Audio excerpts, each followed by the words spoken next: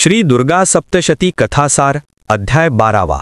त्यानंतर देवी अंबिका म्हणाली, हे देवतांनो, जो एकाग्र चित्त होऊन प्रतिदिनी या स्तुतीने माझे स्तवन करील त्याची बाधा मी निश्चयाने दूर करीन. जो मधु कैटभ असुरांचा नाश, महिषासुराचा वध तसेच शुंभ निशुंभाच्या संहार प्रसंगाचा पाठ करील, तसेच जो अष्टमी चतुर्दशी आणि नवमीला एकाग्र चित्त होऊन भक्तिपूर्वक माझे हे उत्तर महात्मे श्रवण करील, त्याला कोणत्याही प्रकारचे पाप स्पर्श करू शकणार नाहीत. तसेच त्याच्यावर आपत्ती येणार नाही. त्या घरी कदापि दारिद्र्य येणार नाही. त्याला प्रेमीजनांना अनुभवास येणारे वियोगाचे कष्ट होणार नाहीत. इतकेच नव्हे तर त्याला शत्रूचे, लुटारू लोकांचे, राजाचे, शस्त्रापासून, अग्नीपासून तसेच पाण्यापासून कधीही भय प्राप्त होणार नाही. यासाठी सर्वांनी भक्तिपूर्वक माझे महात्म्य सदा वाचावे व श्रवण करावे. ते कल्याणकारक आहे. माझे हे महात्म्य महामारीचा उपद्रव किंवा आध्यात्मिक, आधिभौतिक व आधिदैविक या 3 प्रकारच्या त्रासांपासून संरक्षण करणारे आहे. जेथे विधीपूर्वक या महात्म्याचा पाठ केला जातो ते स्थान मी कधीही सोडत नाही. बलिदान, पूजा, होम किंवा नवरात्र महोत्सव प्रसंगी माझ्या या चरित्राचा संपूर्ण पाठ केला पाहिजे. तसे केल्यानंतर विधीपूर्वक अगर न जाणता देखील जो माझ्यासाठी बली, पूजा किंवा होम करील तो मी मोठ्या प्रसन्नतेने ग्रहण करीन. शरदकाळी जी वार्षिक पूजा केली जाते त्या प्रसंगी जो भक्तिपूर्वक माझे महात्म्य श्रवण करील तो मनुष्य माझ्या प्रसादाने सर्व बाधेपासून मुक्त होईल. तसेच धन, धान्य व पुत्र यांनी संपन्न बनेल, यात काहीच संशय नाही. माझे हे महात्म्य, माझी सुंदर गाथा तसेच युद्धामधील माझा पराक्रम श्रवण करून मनुष्य निर्भय बनतो. हे महात्म्य ऐकणाऱ्याचे शत्रू नष्ट होतात, त्याला कल्याणाची प्राप्ती होते. तसेच त्याचे कुल सदा सर्वदा आनंदी राहते. कधी वाईट स्वप्न पडल्यास अथवा ग्रहपीडा निर्माण झाल्यास माझे महात्म्य श्रवण करावे, म्हणजे त्या सर्वांची निवृत्ती होते. याच्या श्रवणाने मनुष्यामधील मित्रत्वामध्ये वाढ होते. हे महात्म्य सर्व दुराचारी दुष्टांचे बलहरण करणारी आहे. याच्या केवळ पाठामुळेच राक्षस, भूत, पिशाच्च यांचा तात्काळ नाश होतो. या माझ्या महात्म्याचा पाठ करणारा माझ्याशी एकरूप होतो. पशु, पुष्प, अर्घ्य, धूप, दीप, गंध वगैरे उत्तम सामग्रीच्या सहाय्याने माझे पूजन करणारा, ब्राह्मण भोजन करविणारा, होम व अभिषेक प्रतिदिनी करणारा, दान देणारा, याप्रमाणे 1 वर्षभर जो माझी आराधना करील त्यावर जितकी माझी कृपा होते तितकीच कृपा माझ्या चरित्राचे 1 वेळ श्रवण करणाऱ्यावर मी करते. हे माझे महात्म्य पाप हरण करणारे असून आरोग्य प्रदान करणारे आहे. माझ्या अवतार कृत्यांचे कीर्तन सर्व भूतगणांपासून रक्षण करणारे आहे. देवतांनो, तुम्ही आणि महर्षींनी जी माझी स्तुती केली आहे ती सर्वांना कल्याणमय बुद्धी देणारी आहे. वनामध्ये निर्जन जागी अथवा वणव्यात सापडल्यावर, लुटारू लोकांच्या तावडीत सापडल्यावर, शत्रूकडून पकडले गेल्यास अथवा जंगलात सिंह, जंगली हत्ती किंवा वाघ यांनी पाठलाग चालविला असता, राजाच्या गैरमर्जीमुळे त्याने दिलेल्या आज्ञेनुसार वधस्थानाकडे अगर तुरुंगाकडे जात असताना, किंबहुना सर्व प्रकारच्या भयानक बाधा निर्माण झाल्या असताना जो मनुष्य माझ्या या चरित्राचे श्रवण करतो तो सर्व संकटापासून मुक्त होतो, सर्व भयापासून तो मुक्त होतो. सुमेधा ऋषी सांगतात, असे सांगून महान पराक्रम करणारी भगवती चंडिका देवी सर्वांच्या समक्ष पाहता पाहता अंतर्धान पावली.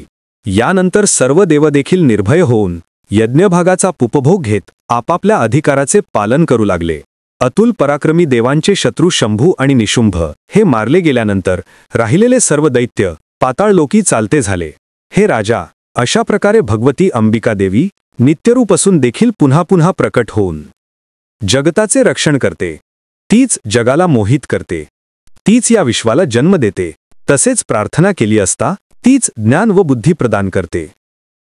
हे राजा, महाप्रलयाच्या वेळी महामारीचे स्वरूप धारण करणारी हीच महाकाली समस्त ब्रह्मांडाला व्यापून राहिलेली आहे. तीच अजन्म असूनही सृष्टीरूपाने प्रकट होते. ती सनातन देवी प्रसंगानुसार संपूर्ण प्राणीमात्राचे रक्षण करते. मनुष्याच्या उत्कर्षाकाली गृहलक्ष्मीच्या रूपाने ती समृद्धी व उन्नती देते आणि अपकर्षाच्या वेळी दरिद्रता देवी बनून विनाशाचे कारणही तीच होते. पुष्प, धूप आणि गंध वगैरेंनी पूजन करून स्तुती केली असता ती जगदंबिका धन, पुत्र, धार्मिक बुद्धी तसेच परलोकी उत्तम गती देते. सुमिधा ऋषी राजा सुरथाला सांगू लागले, हे राजा, ऐक, मी आता तुला देवी अंबिकेच्या पूजेचा विधी सांगतो. यामुळे कामनापूर्ती, मोक्षप्राप्ती व ज्ञानलाभ होतो आणि दुःखाचा नाश होतो. सर्वप्रथम विधीपूर्वक स्नान करावे व शुभ्र वस्त्र नेसावे. मग संध्या करावी. त्यानंतर चांगली जागा पाहून ती गायीच्या शेणाने सारवून घ्यावी. नंतर एका चांगल्या आसनावर बसावे. 3 वेळा आचमन करून सर्व पूजा सामग्री तयार ठेवावी. प्राणायाम करावा. भूतशुद्धीपासून सुरुवात करून मातृका न्यास करावेत. संकल्प करावा. प्राणप्रतिष्ठापूर्वक अस्त्रमंत्रांसहित साहित्यावर पाण्याने प्रोक्षण करावे. मग आपल्या देहामध्ये न्यास करावेत. शुभ अशा तांब्याच्या ताम्हणात सफेद चंदन आणि अष्टगंध यांनी 6 कोणांचे देवी यंत्र काढावेत. त्याभोवती 8 पाकळ्यांचे कमल काढावे. प्रत्येक पाकडीवर नवार्णव मंत्राचे एक अक्षर लिहावे. 9वे अक्षर मध्यभागी लिहावे. नंतर वेदांनुसार यज्ञप्रतिष्ठा करावी. जर यंत्राची माहिती नसेल तर मग भगवतीची धातूची मूर्ती घ्यावी. तांत्रिक विधीपूर्वक अर्चन करावे. तांत्रिक विधी येत नसेल तर वैदिक विधीपूर्वक अर्चन करावे. त्यानंतर एकाग्रचित्ताने ध्यान करावे आणि नवाक्षर मंत्राचा जप करावा. जेवढ्या संख्येचा जप असेल त्याच्या दशांश संख्येने होम करावा. त्या संख्येच्या दशांश संख्येने तर्पण करावे आणि ब्राह्मण भोजन करावे. रोज 3 चरित्रांचा पाठ करावा. शेवटी विसर्जन करावे. अशाच तऱ्हेने नवरात्र व्रत करावे. अश्विन आणि चैत्र या दोन्ही महिन्यातील शुद्ध पक्षातील प्रतिपदेपासून नवमीपर्यंत कल्याण इच्छिणाऱ्या पुरुषाने उपवास करावा. साखर, तूप व मध यांच्या खिरीने मंत्रयुक्त होम करावा किंवा बकऱ्याच्या मांसाने, बेलाच्या पानांनी, तांबड्या कण्हेरीच्या फुलांनी अथवा तिळसाखरेच्या आहुत्या देऊन होम करावा. याशिवाय अष्टमी, नवमी आणि चतुर्दशी या तिथींना मुद्दाम देवीपूजन करून ब्राह्मणांना भोजन द्यावे. याप्रमाणे विधीपूर्वक भगवतीची पूजा केली तर दरिद्री असेल त्याला संपत्ती मिळते, रोगी असेल तर रोगापासून मुक्ती मिळते, निपुत्रिकाला पुत्र होतो आणि सर्व लोक वश होतात. राज्य गमावलेल्या राजाला पुन्हा राज्य मिळते व तो सार्वभौम होतो. महामायेची कृपा अशी असते की शत्रूंनी घेरलेला माणूस सर्व वैऱ्यांना मारतो. विद्यार्थ्यांनी इंद्रिय आवरून पूजन केले तर कल्याणकारी विद्या प्राप्त होते, यात मुळीच शंका नाही. ब्राह्मण, क्षत्रिय, वैश्य असो वा शूद्र असो, जर त्याने भक्तिभावाने नवरात्रीचे व्रत करील तर जे हवे ते प्राप्त होईल. अश्विन महिन्यातील शुद्ध पक्षात मनापासून जर नवरात्र व्रत केले तर कोणतेही कामना पूर्ण होते. हे राजा सुरथ, आता मी तुला नवरात्रीच्या व्रताचा विधी सांगणार आहे. तो असा: शास्त्रोक्त विधीपूर्वक मंडल करून त्यात पूजेचे ठिकाण निश्चित करावे. वेदमंत्रांच्या सहाय्याने एक कलश स्थापन करावा. मग एक देवी यंत्र त्या थलशावर ठेवावे. चांगल्यापैकी यवधान्य कलशाभोवती पसरावे. चौरंगाच्या 4ही बाजूंनी व त्यावर फुलांच्या माळांनी सजावट करावी. त्या चंडिका देवीच्या निवासस्थानी उत्तम प्रकारचा धूप जळत ठेवावा व दिवा लावावा. 3ही त्रिकाल आपल्या शक्तीनुसार पूजा करावी. परंतु शक्ती असेल तर कंजूषपणा करू नये. धूप, दीप, फुले, फळे व नैवेद्यासहित यथासांग पूजा करावी. गायन, वादन व नृत्य वगैरे प्रकारांनी देवीचे मनोरंजन करावे. विधीनुसार कन्यांचे पूजन करावे. सुगंधी द्रव्ये, अलंकार, वस्त्रे, नैवेद्य, नाना प्रकारची सुवासिक तेले, फुलांचे हार वगैरे उपचार कन्यापूजेत वापरावे. असे पूजन करून अष्टमी, नवमी तिथीला होमासहित ब्राह्मण भोजन करून दशमीला पारणे करावे. ब्राह्मणांना दाने द्यावीत. अशा तऱ्हेने जो पुरुष, स्त्री, सौभाग्यवती अथवा विधवा हे व्रत करील तो किंवा ती भूलोकी सर्व प्रकारची सुखे मनसोक्त भोगून देहांतानंतर उत्तम गतीला जातात. आणि जरी पुन्हा जन्म घ्यावा लागला तरी तो उत्तम कुळात जन्माला येतो. तो सदाचारी निपजतो.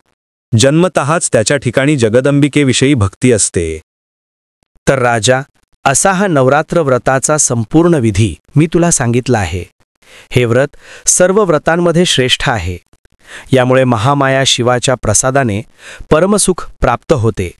आणि जर तू या विधीनुसार चंडिका देवीची मनःपूर्वक आराधना करशील तर तिच्या कृपेने सर्व शत्रूंचा नाश करशील. निष्कंटक राज्य तुला मिळेल. पुन्हा तुझे कुटुंब याची देही याची डोळा सुखाने नांदतील हे निश्चित आहे. आणि हे समाधी वैश्या, जी देवी अंबिका केवळ संकल्पाने निर्मिती, पालन व संहार करते, तिची पूजा कर. म्हणजे त्या योगे तुझ्या सर्व इच्छा पूर्ण होतील. घरी परत जाशील तेव्हा तुझे कुटुंब आणि परिवार तुला मान देतील. आणि पुन्हा मृत्यूनंतर पवित्र अशा देवीच्या लोकी जाऊन राहशील याची खात्री बाळग. कारण जे भगवतीची आराधना करत नाही त्यांच्या नशिबात नरकवासच असतो. आणि जिवंतपणीच अनेक रोगांनी जर्जर होऊन हालापेष्टा भोगतात. त्यांचे वैरी त्यांना छळत राहतात. ते अविवाहित अगर विधूर राहतात. बेलपत्रे, कंढेर, शेवंती, चाफा अशा फुलांनी जे नित्यपूजा करतात ते स्वतः अत्यंत विलासी जीवन उपभोगतात. ते पुण्यवंत, शक्तिभक्ती पारायण असतात. ते भवानीच्या कृपेने धनवैभव संपन्न व समाजमान्य होतात. त्यांना जनतेचा गौरव प्राप्त होतो व तेच राजेपद किंवा जनतेचे नेतेपद भूषवितात. असे बोलून सुमेधा ऋषी थांबले. श्री दुर्गा सप्तशती कथासार अध्याय 12 समाप्त. दुर्गा सप्तशती कथासाराचे आधीचे अध्याय अपलोड केले आहे. प्लेलिस्टमध्ये जाऊन दुर्गा सप्तशती कथासारवर क्लिक करणे. व्हिडिओ आवडल्यास व्हिडिओला लाईक, शेअर, कॉमेंट आणि सबस्क्राईब करा. शेजारील बेल आयकॉनचे बटन प्रेस करा म्हणजे तुम्हाला माझ्या येणाऱ्या नवीन व्हिडिओचे सर्व नोटिफिकेशन मिळेल. व्हिडिओ बघितल्याबद्दल धन्यवाद.